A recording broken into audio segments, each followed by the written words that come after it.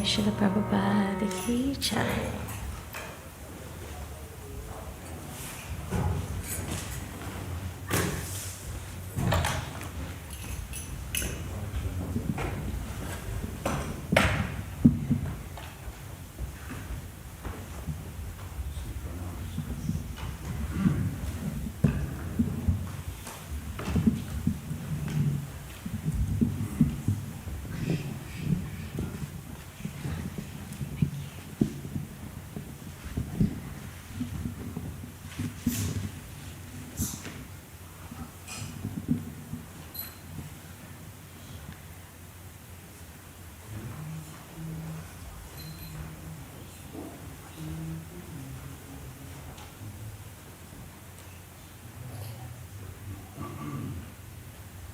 Hare Krishna.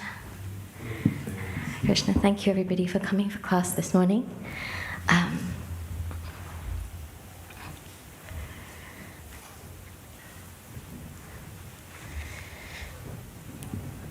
Reading from Srimad Bhagavatam, 3rd canto.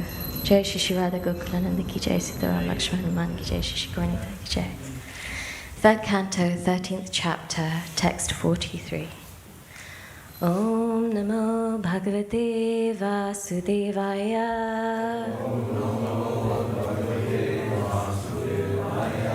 Om Namo Bhagavate Vasudevaya.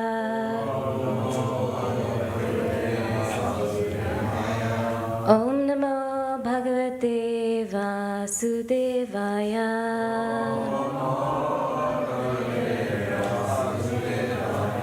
Narayanam Namaskrityam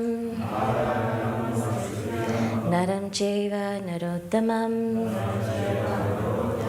Devim Saraswatim Vyasam Tato Jayamudirayet Nashta Prayeshu Bhadreshu Nityam Bhagavata Sevaya Bhagavati Rutama Shloki Bhaktir Bhavati Naishtaki. So, just recite the verse. Kashaddha Ditanya Tamastava Prabhu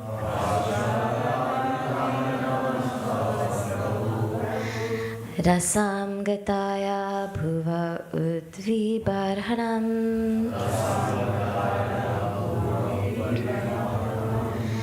Na Vishmayo Yaso Tvai Vishva Vishmaye Yo Mayedam Sashajeti Vismayam Kashaddha Tamastava Prabhu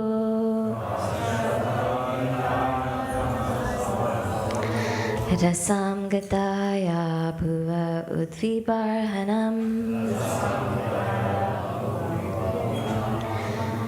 Na Vismayo So Tvai Vishva Vismaye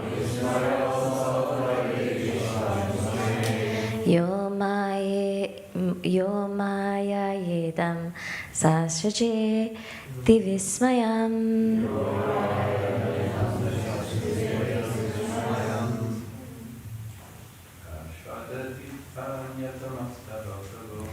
Shkashadadadinitadamastava Prabhu Rasam Gataya Bhuvi Udvi Barhanam Na Vismayo So Tvai Vishva Vismaye Yo Mayedam Sachasheti Vismayam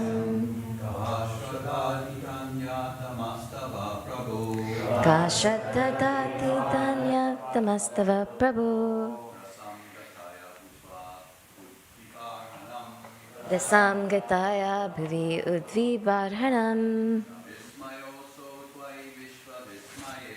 Na Vishmayo So Tvai Vishva Vishmaye Yo mayedam sasajevti vismayam. Kashaddaditanyattamastava prabhu. Rasam gataya bhuvi udvibarhanam. Navismayo sotvai vishva vismaye. Yo mayedam sasajeti vismayam. Vaishnavis.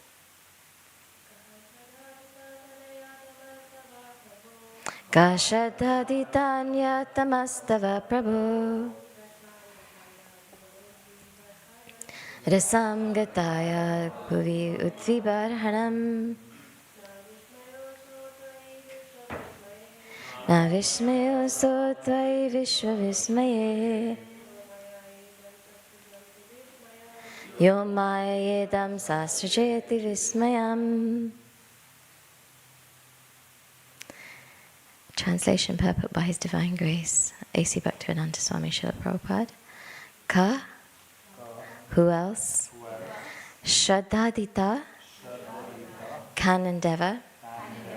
Anyatamaha, anyone besides yourself.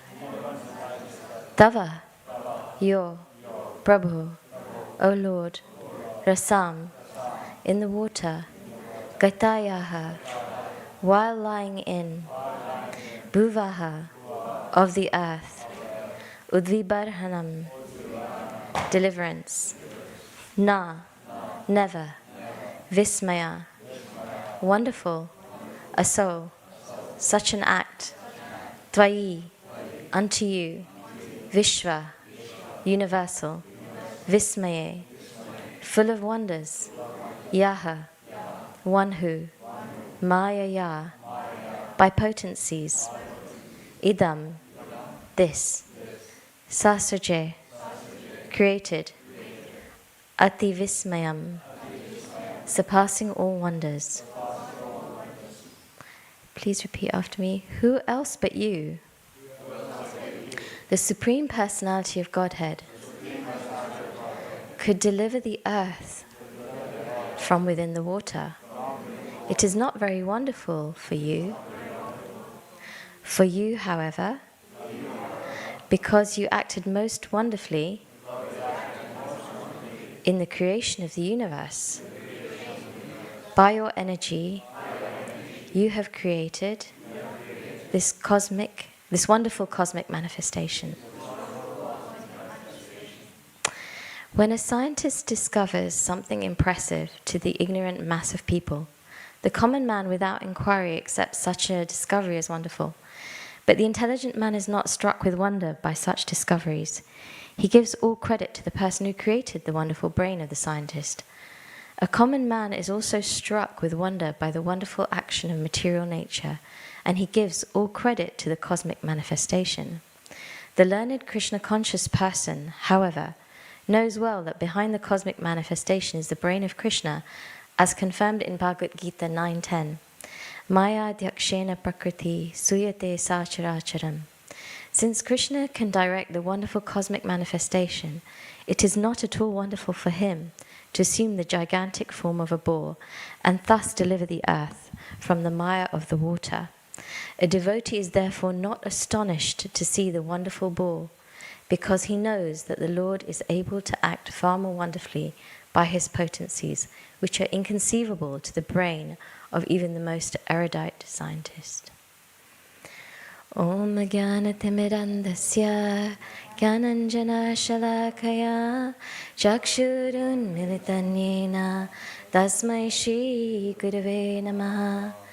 Shri Chaitanya Manobhishtam Sthapitam Yena Bhutale Swayam Rupa Kadamayam Dadati Swapadantikam Vandeham Shri Guru Shri Yuta Padakamalam Shri Gurun Vaishnavamscha Shri Rupam Sagrajatam Sahagana Raghunathanvitam Tam Sajivam Sadvaitam Savadhutam Parijana Sahitam Krishna Chaitanya Devam Shri Radha Krishna Padan Sahagana Lalita Shri Vishakhanvitamscha He Krishna Karuna Sindhu Deenabandhu Jagatpate Gopesha Gopika Kanta Radha Kanta Namostute Tapta Kanchana Gaurangi Radhe Vrindavaneshwari Prishabhanu Sute Devi Pranamami Hari Priye Vanchakalpatarubhyascha Kripa Sindhu Bhaivacha Patitanam Pavanebhyo Vaishnavebhyo Namo Namaha Shri Krishna Chaitanya Prabhu Nityananda Shri Advaita Gadadhar Shivasadi Gaura Bhaktavinda Hare Krishna Krishna Krishna Hare Hare Hare Rama Rama Rama Hare Hare. Requesting the blessings of all assembled Vaishnavas and all Vaishnavas online, that we can have a nice discussion and facilitate a deeper understanding of this verse and purport. So just to give some context, so this is the 13th chapter of the 3rd canto, and here Maitreya is speaking to Vidura about the activities of the Lord, and he describes the appearance of Varahadev in this chapter, and this verse particularly forms part of the prayers of the sages offered at that time, at the time of the appearance of Varahadev. Do we have a roaming? Oh yeah, we do. Okay, good. So here the sages essentially are saying that the Lord's appearance as Varahadev isn't that wonderful, because the Lord is behind the entire cosmic manifestation. And a common person might be struck by the wonder of the latest scientific discovery, but somebody who's more intelligent, they would give credit to the person who made the scientist, or the brain of the scientist, as Srila Prabhupada says, the person who made the brain of the scientist. And this is compared here to the wonder a person has for the cosmic manifestation, but how someone who's more intelligent and thinks more deeply would give credit to the person behind it. That's the essence of this purport, just paraphrasing. And I'd like today to focus on the last sentence of the purport, which says that a devotee is therefore not astonished to see the wonderful ball, because he knows that the Lord is able to act far more wonderfully by his potencies, which are inconceivable to the brain of even the most erudite scientist. So here we have two views that are contrasted, the view of a devotee observing the Lord's activities and the views of an erudite scientist. That's just a prompt there. But something I'll say before I'm going to ask you a question shortly. But before I ask that to you, I just want to give a little anecdote quoted by Guru Das Prabhu in his book, By His Example. This is an exchange with Srila Prabhupada. So a question to Swamiji. Can Krishna do anything? So this is somebody posing a question to Srila Prabhupada. Can Krishna do anything? Someone asked. Srila Prabhupada says, yes. Swamiji answered, yes. Can he make a mountain so large that even he can't lift it? Srila Prabhupada's response, yes. And then he will lift it. So that's just a lovely little anecdote to just dwell on while we delve further into the meaning of this purport. So my question to you, I only have about 2 or 3 questions in my rough plan, though we might go off plan, is if the Lord's inconceivable to even an erudite scientist, how can we know him? Any thoughts, anyone? We have the mic, so if you put your hand up, the mic will come to you so that everyone online can hear your thoughts as well. Yes, Shambhala, can we have the mic here? Because Krishna could only be known by devotional service, not by scholarship. You may know the all of the Srimad Bhagavatam off by heart. But if you don't practice devotional service, then you're not going to understand Krishna. Okay, very, very nice response. So Krishna can only be understood by devotional service, and it doesn't matter how scholarly you are or how much knowledge you have. If what Shanbhav was saying is, if you don't actually practice Krishna consciousness, and we're not actually working on our path of bhakti or the cleansing of the dust from the mirror of the mind, so to speak, we're not really going to be able to understand him. Thank you for that. Any other thoughts? We have Premanava Puru at the back.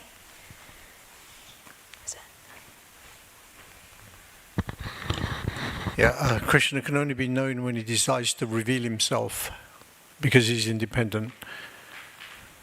Wonderful. So this is part of the definition of divinity, or the Supreme Absolute, or God, as by whichever name you call him, that he reserves the right to reveal himself.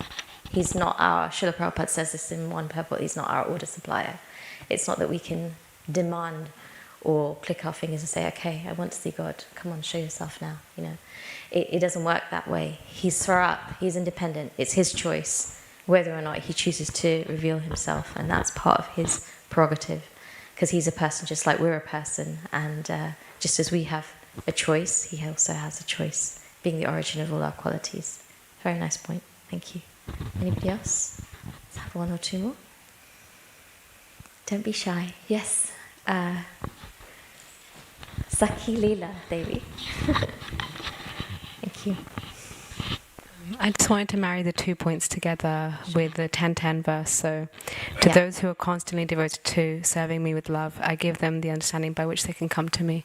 And it's described as a special favor of the Lord to pure devotees. So, his prerogative, and through devotional service, and Prabhupada says in the purport, also through chanting Hare Krishna, which is also pure devotional service. Wonderful. Thank you. So that's a beautiful. You said it's Bhagavad Gita. 10:10. Wonderful. Thank you for quoting that. It's very nice. It's very nice to hear scriptural texts referred to as well. Thank you. Can you? Thank you very much. Thank you, Ruru. So Sri Chaitanya Charitamrita Adi Leela says that logicians try to understand Krishna through logic and argument, but if at all we understood in logic, we should apply it to the mercy of Lord Chaitanya. Shri Krishna Chaitanya Daya Karaha Vichar Karite Chitte Pave Chamatkar. If you apply your logic and what all wonders can be performed by the mercy of Lord Chaitanya, then you will understand him, and then you will be wonderstruck also. Wonderful. Thank you so much again for the reference as well, and for your explanation. We're going to actually cover this point of logic in our discussion continuing on, but it's very nice to hear that if that's applied to the teachings of Chaitanya Mahaprabhu, that is the best use of logic. Is that my understanding? Have I got it right? Thank you. Thank you very much. So let's continue on. There will be more questions. If you're feeling a bit shy and you didn't quite pipe up there, there'll be more chances to contribute to our discussion. So yeah, one of the thoughts I was having on this also was that it's kind of along the point of him being independent and reserving the right to reveal himself, but also that whenever we try to learn anything, any discipline, any subject, we go to the person who's teaching it, or the person who's written the book, or the person who's created the course, to know how to learn it. And Krishna himself is explaining how he can be understood. And just as the very first point we had here was explaining that he can only be known by devotional service, which means by loving connection to him in active service, in a favorable mood, that's how we can actually understand him, and he's explaining this himself. So before we go down any other routes of epistemological thinking, we have to look first to what he's saying about how we can know him, before we go to any other thoughts that we might have.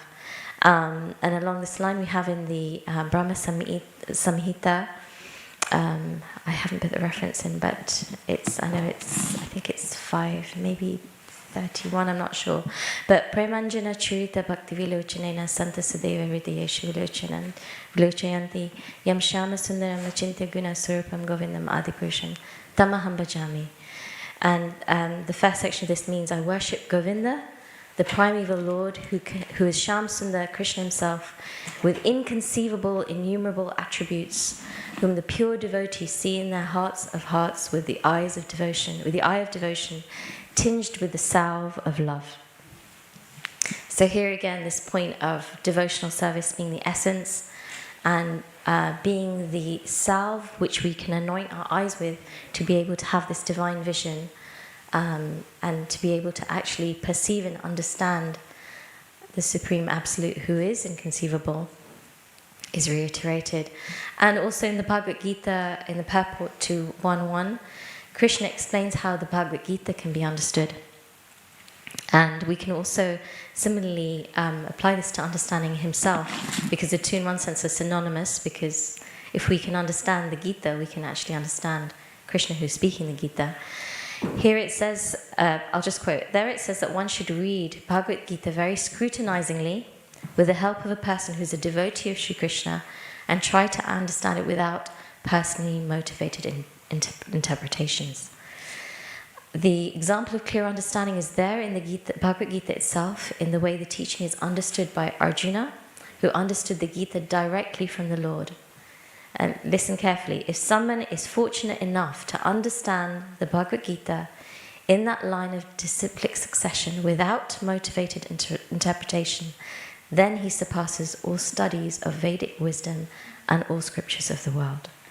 So it's a very strong statement Srila Prabhupada's making, and it goes along the line of a few of the points that you've all shared here, that scholarship or Vedic scholarship or just general erudite scientific scholarship, whichever type of scholarship, isn't sufficient. We have to actually follow the methodology given by the Supreme Person himself. There are also further clues in later in this chapter. Just to give a hint, you'll be discussing it in a few days. In the purport to text 45, which is coming up, it says here, mental speculators who want to understand the limit of the unlimited are certainly nonsensical. Every one of them is captivated by the external potencies of the Lord. The best thing for them is to surrender unto him, knowing him to be inconceivable, for thus they can receive his mercy, his causeless mercy. So again, this point is being reiterated, that somebody that's inconceivable cannot be grappled with by our mundane senses, logic, reason, and approaches. However, let's look a little bit further into this. In terms of Vedic epistemology, this is a question, so if you're asleep, wake up just for a moment, if you can. Not to interrupt too much, that I'm sure you need your rest as well.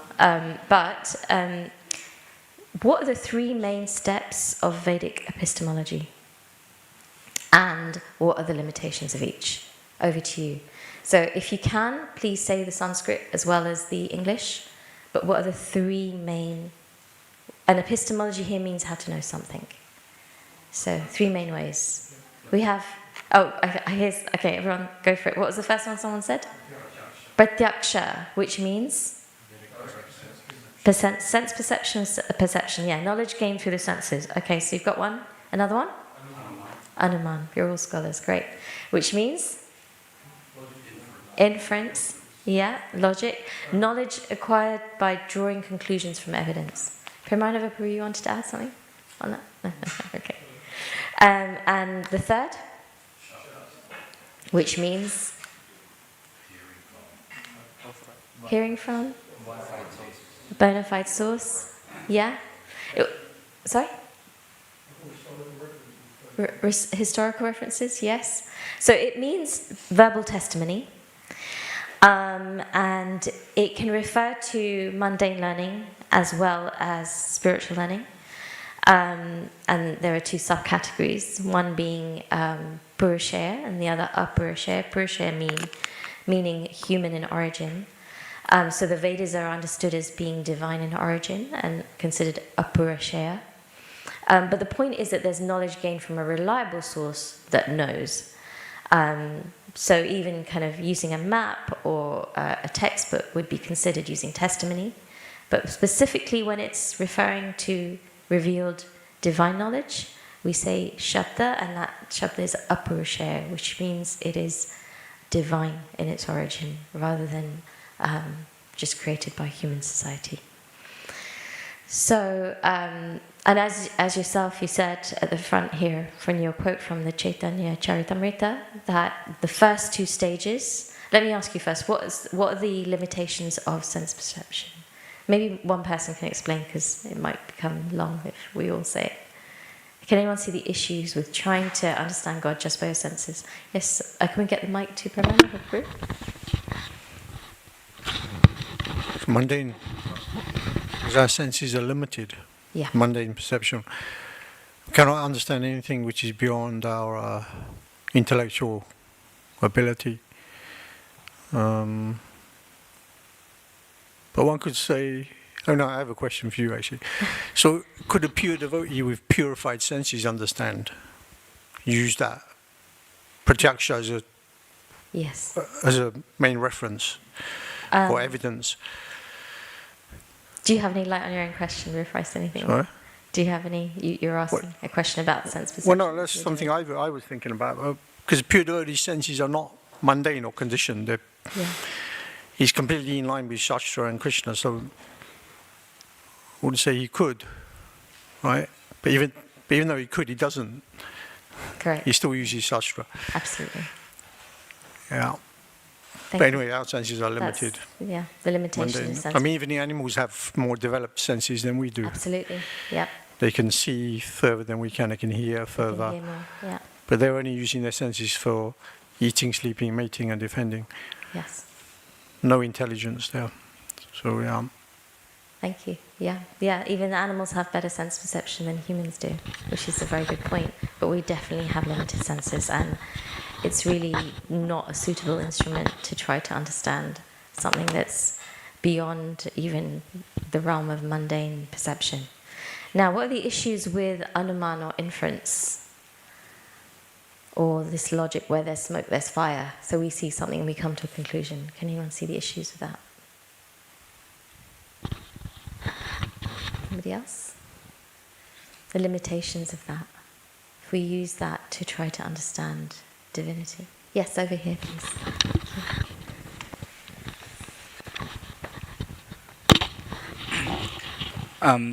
Our logic can be imperfect, and we can't always come to certain conclusions just by logic. Like, for example, we wouldn't come to the concept of God being in the form of like a cowherd boy through logic necessarily by itself. And we can also come to the wrong conclusion. The source of the smoke may be something else and not a fire, for example. So it's a tool, and it has very amazing uses, but it has a lot of limitations when it comes to this area of trying to understand something that is completely so vast and infinite and beyond normal kind of logic, reason, and understanding. It has a lot of limitations. Any thoughts on Shabda? Do we have any worries or concerns, limitations to do with testimony? Anybody? Yes, at the front here. Can we get the microphone to yourself? It might not be authorized. Yes. Thank you. Yeah, so it may be difficult to know if the book is the right book or if the person is genuine. Both may be sources of testimony or people that know, but how do we know that they know? And how do we know that the book is what it says on the cover and, does what it's going to do? So we're going to consider all these points a bit more now, but thank you for that. And one thing I would say is that the first two, which are sense perception and inference, can both be used in conjunction, as the quote in Chaitanya Charitamrita said, in conjunction with Shabda or testimony, to be able to gain a deeper understanding of the divine. So they have their uses, even though there are limitations to them. It's not that we just Jai Shishi Radha Gokulananda Ki Jai Sitaram Lakshman Hanuman Ki Jai Shishi Gauranitai Ki Jai. It's not that we just discard those processes, but we understand their strengths and weaknesses. And just like we don't just discard sense perception entirely, it has its use, and it can be used when it's in conjunction with Shabda, and it tallies with it, so to speak. So since the dawn of time, for eons, the debate on the existence of God or the ultimate reality or the divine has been there.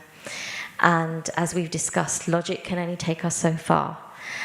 Somehow the origins of the universe have always been felt to hold clues as to whether there is a divine being, but currently science doesn't know how the universe originated, though there are many theories to explain, but they are theories, and the jury is still out. They're not necessarily fully confirmed.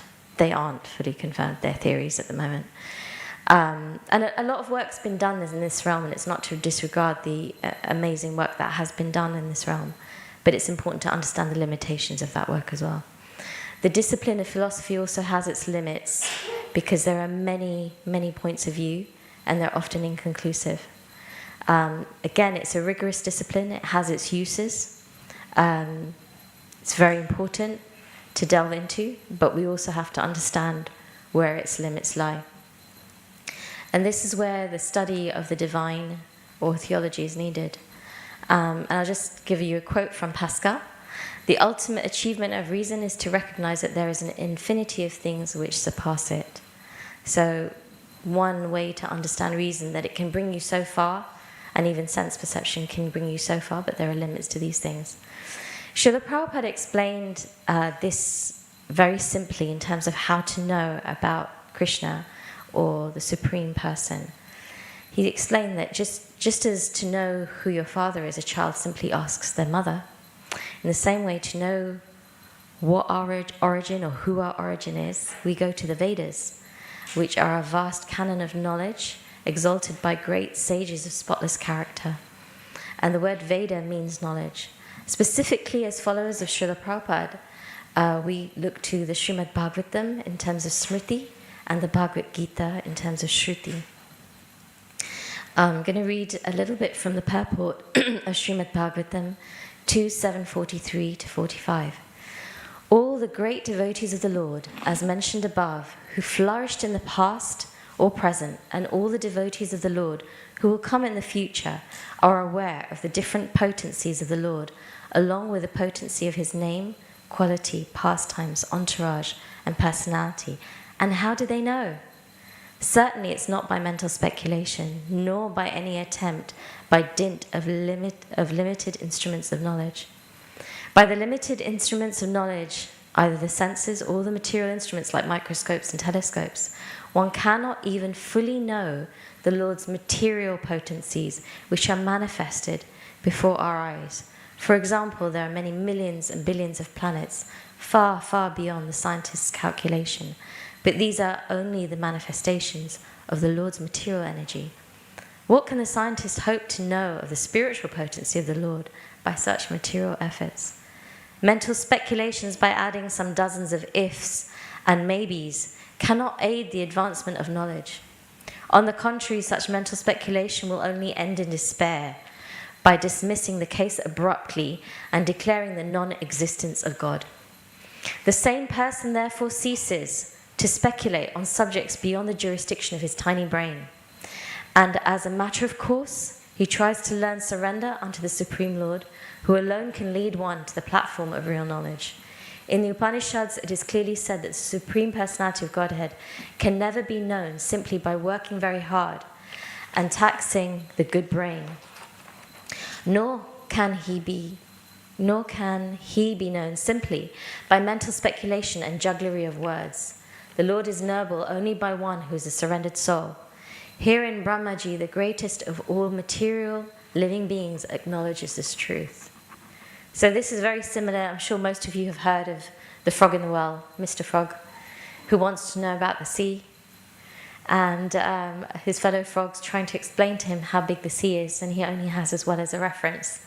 And he's kind of saying, is he this big? Is he this big? Is he this big? And in some kind of humorous memes or depictions, Mr. Frog kind of almost explodes in the end, because he just can't expand himself or understand how big this sea is, because he has his little well and he's trying to compare the sea to his well. And it's a caricature, an anecdote, and it's very humorous. But it's not unlike our situation now, where we're trying to understand something that's in another dimension and so vast and beyond us in one sense. But we can't even understand the material realm. We can't even understand this universe. And in one sense, that should actually give us a clue that there is something that's absolutely wonderful, whatever it is that's behind it, because it in itself is so wonderful. And that's what the purport here talks about. That someone who's more intelligent or more deep thinking doesn't just stop at the point of saying, wow, how wonderful is this cosmic manifestation, or how wonderful is this universe, how wonderful is the earth, how wonderful are the cells in my body, how wonderful are the plants and creatures and all living beings, but who's behind them? How wonderful must that person be?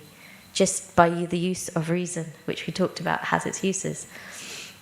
How wonderful must the person be, or must the energy or the source be of everything, if this is how wonderful it is, and I'm just seeing a fraction of it. I'm just looking at my well. I haven't seen the ocean, but my well is a wonderful well. So, yeah. So what's interesting here is Lord Brahma, the secondary creator of this universe, or in one sense the main creator, he's the biggest scientist, and he proved it by creating the whole universe. It's not that he just sat down and wrote some theories. When we think of science, we think of a theory and the experiment that follows it. But what was Brahma's approach? How is it different from an empirical scientist? He didn't just spend his time on sense perception and inference, but he took the way of Shabda Praman, or testimony. And what was the first sound that he heard? So in some renditions of the origin of the universe and creation, the first sound is tapaha, which is austerity. So he heard this word tapaha, and he followed the instruction. And this is the process of receiving knowledge from a supreme authority, that one has to make oneself worthy in one sense. And for Lord Brahma, he realized that I need to do some work, I need to perform some austerity. And it's just as Srila Prabhupada explains himself, that without becoming fire, one cannot enter into fire. Without becoming pure, we can't approach the Supreme Pure. So in the same way, Lord Brahma decided to perform vast amounts of austerity to purify his heart, to be able to gain this knowledge with which he could fulfill what would become his task, which was to create the universe. And Lord Vishnu was very, very pleased with him. It says in Bhagavatam 299, the word sabhajita is used, that Lord Vishnu became very, very pleased by seeing that he'd taken the instructions so seriously. So in one sense, we can learn from this example of Lord Brahma that this is a step, the next step for us in terms of trying to grasp or kind of gain transcendental knowledge, is that we have to please the authority, the person, the teachers, the lineage, to be able to really realize this knowledge within the heart, and not just read it and theoretically understand it, but to imbibe it ourselves. So my question to you now, again another time to see if there's some thoughts that you have. How do we know we're onto something? So one of the issues we had with Shabda Praman, even Apurusheya Shabda Praman, was how do we know if the book's right? How do we know that it isn't just somebody who just wrote something and now we've decided to call it the Srimad Bhagavatam and decided to say that this is going to be the path to self-realization? How do we know we're onto something, or the process works? Any thoughts, anyone? Anybody want to say anything? Did you want to say something? Yeah? Oh, we'll pass the mic to you, then you can explain, please. Your heart will tell you.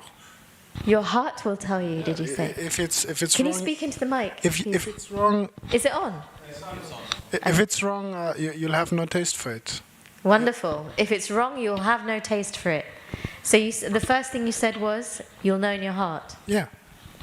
Wonderful. Okay, so that's a wonderful answer. Would you like to say more, or would anybody like to expand on that? I mean, also you just forget again. You know, like when you hear some nonsense, it goes in, and in a few days you'll forget. But the real knowledge, you'll remember forever. Wonderful. So this is some words from somebody who's living the philosophy. Very valuable, which is why it's so nice to be with all of you. Is that if you're hearing something that's really not that relevant or nonsensical, it probably will pass over. It probably won't sink so deep. It won't necessarily create an impression in your heart. When something is substantial or a substance, it affects the heart. It moves the heart.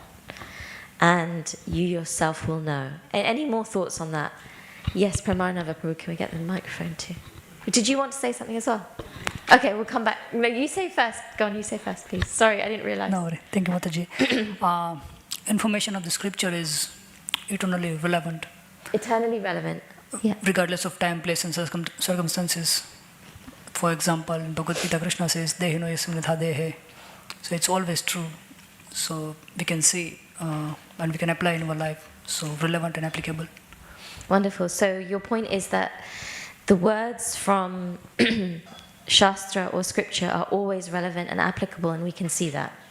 Yeah, thank you very much. Over to Pramarnava Prabhu. Yeah, so we know it within our heart, we feel. But then there's certain people who read certain scriptures who are thinking, oh, I want to go and kill someone because it's, I know it, it's in my heart, I feel it, I feel the inspiration to want to do it.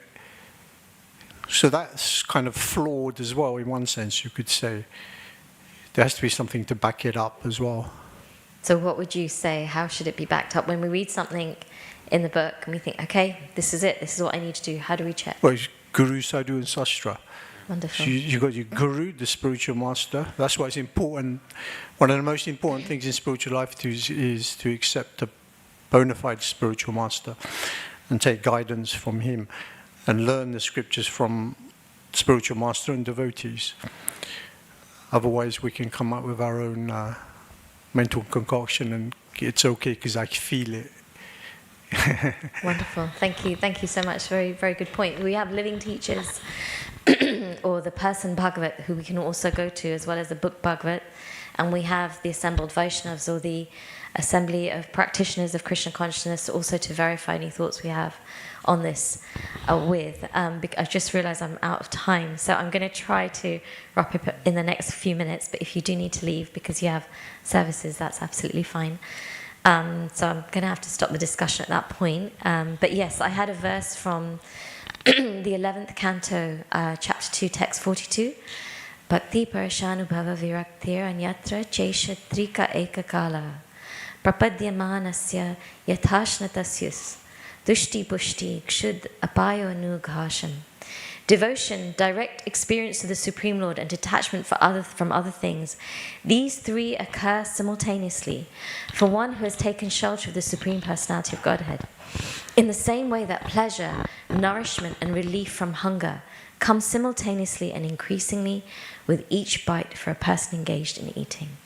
So hopefully that's a nice analogy, just like we don't need somebody else to tell us if we've eaten, and you'll all experience that soon over breakfast prasad. We feel it. We feel nourished. We feel our pangs of hunger have gone, and we experience some pleasure. So in the same way, when we're practicing Krishna consciousness, our own experience can verify that we're onto something, so to speak. There are many markers. There's also the process from Shraddha to Prem, where each stage is very clearly outlined, explained in the Nectar of Devotion and Madhurya Kadambini. But this point that just as we gain pleasure, so we gain devotion, we have direct experience of the Lord, this deep nourishment. And we also experience detachment from other things. We have relief from our hunger, so to speak. So in one sense, this is the easiest barometer for those practicing Krishna consciousness, is whether we have an increasing attachment to Krishna and everything connected to him, and experience pleasure and nourishment from those things, and at the same time have increasing detachment from other things. That's the simplest barometer. And one thing I'd say to close things off gradually is that everybody, all people, live based on a belief system. Even an atheist, even an agnostic, whether it's commercialism, capitalism, environmental, custodianship, egalitarianism, moral frameworks, everyone lives by some sort of framework or belief system. It's just a question of where we want to put our faith. Do we want to put our initial theoretical faith in saints and living saints and sages, or in the latest sales giant or, self-proclaimed life coach that's going to help us move forward? And I'm not saying that life coaches aren't needed. I'm just saying that there are a lot of people who claim to do something or claim to make something happen for us that doesn't always happen, and it's sometimes hard to discern who's genuine and who's not. So yeah, we all need to take that initial theoretical faith. We all need to put it somewhere. We all do put it somewhere, whether we put a name to it or not. So the question is simply, do we want to give this a chance rather than something else? And usually we take the first step, and we would only take a second step if we see that the first step is getting us somewhere. That's usually how any process works. Just as when we follow Google Maps or any kind of process of learning, we almost need to see as to whether, things are going where they're supposed to be going. Is the building on the corner where Google Maps says it is? Am I experiencing kleshagni and shubhada? Am I experiencing the dispersing of my anxieties and stress and so much happiness and bliss in my life as I practice this process of Krishna consciousness? And just to wrap up, the ultimate test of a belief system is the civilization it creates. Bottom line, if we're not going to follow any other line of reasoning, look at the civilization it creates. And the Vedic civilization was so refined, the leaders were such righteous leaders with vision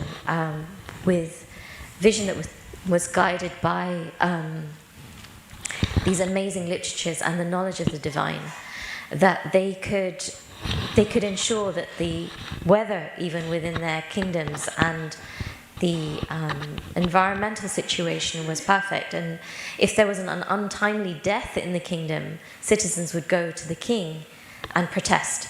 And we see that in the life of Arjuna, So these were the kind of leaders of society, and this was the type of civilization it created then, as we read from the Mahabharata and the Bhagavad Gita. But even now, we can see pockets of the civilization that it creates in our temples, in our communities, and the types of people that the philosophy is creating. And Srila Prabhupada said something, just a little anecdote to wrap up with, to Jagatarini.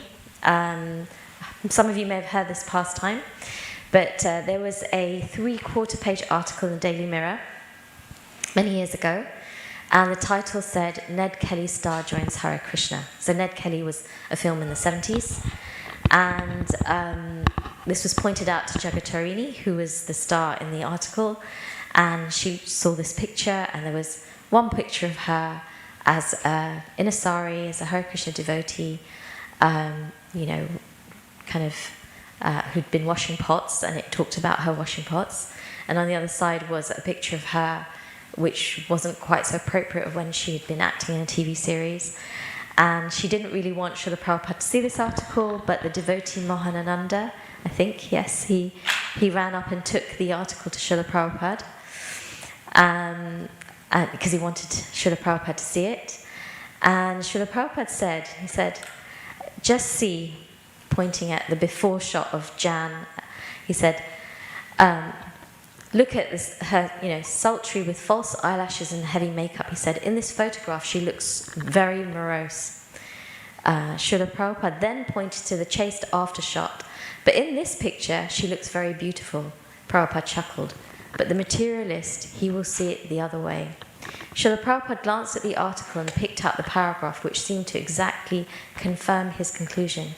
Now Srila Prabhupada read, So I'm just reading from this excerpt to the devotee. Srila Prabhupada read, Jan looks more ecstatic than Mick Jagger could ever make her. Srila Prabhupada became serious. My disciples, their previous history is all black. Before they became devotees, they were eating meat, they were having illicit sex, intoxication. We do not want to discuss it. We do not want to even think about it. Srila Prabhupada paused, looking up, and then with a sweep of his hand indicating the newspaper article, he said softly, Krishna has saved her from so much nonsense. That evening before driving to the temple, Srila Prabhupada sat for a short while in the downstairs lounge while Nanda Kumar brought his shoes. Jagatarini came before him, offering her obeisances, and sat, looking somewhat ashamed. So she's the person who was in the article. The article was about her, Jan. Prabhupada, appearing totally at ease, spoke to her with affection. You are so lucky. Krishna has saved you, he reiterated. Prabhupada paused, thinking for a moment, and he then spoke again, looking intently at Jagatarini. Always remain a devotee. You have had so many lives. Just give this one for Krishna. Then you may do whatever you want, but this one is for Krishna. So I wanted to end on that wonderful point that we just need to try to give this one life to Krishna. And just yesterday, I was at one of the KC Soc societies at one of the universities in London, and there was one student who's an agnostic. I've seen him around for some time, and we've discussed the philosophy before. And he's been coming for some time, and he's taking responsibility for things. He's serving nicely with the devotees. But when I ask him about the philosophy, he says, I'm agnostic, the jury's out, I'm not sure. But he's so drawn to the devotees. He likes the devotees so much. He's always with them, and now he's going to be going to Vrindavan as well. So it's just something to highlight that the proof of the pudding is in the eating, but also you can test a whole pan of rice by testing one grain. And that if as devotees we can try to live our lives imbibing these qualities, and people come in contact with all of you, with us, and they feel drawn to yourselves or to the devotees, that is the hallmark test of the philosophy. And in one sense, that speaks 1,000 words. So I hope that was of some help today. Thank you so much for your patience, and apologies for going over time. We don't have time for questions, but if anybody has anything burning they'd like to discuss, please come and see me afterwards. Thank you so much. Hare Krishna. Grantharaj Srimad Bhagavatam ki jai. Srila Prabhupada ki jai. Gaura Bhakta Vrinda ki jai. Nitai Gaura Premanande. Hari Hari Bol. Srila Prabhupada ki jai.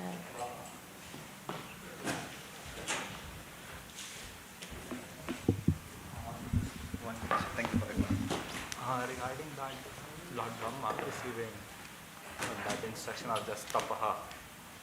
So if a newborn child is born, is that and